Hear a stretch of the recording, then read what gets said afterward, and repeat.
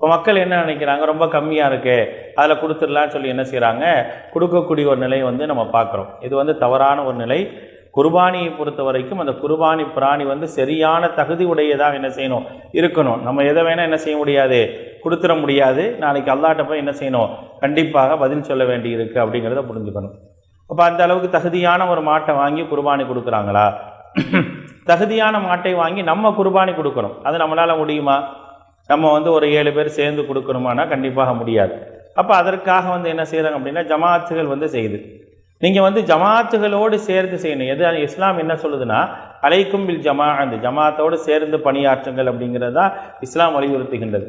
இன்றைக்கு தனி நபர்கள், தொழுகை இல்லாத நபர்கள் வேறு வேறு காரணங்களுக்காக என்ன செய்கிறாங்கன்னா கூட்டு குர்பானி என்று என்ன செய்கிறாங்க அறிவித்து அதில் வரக்கூடிய தொகையை சரியான முறையில் பயன்படுத்தினாங்களா இல்லையா என்று தெரியாத அளவுக்கான நிறைய கூட்டு குர்பானியோட விளம்பரங்கள் வந்துருச்சு.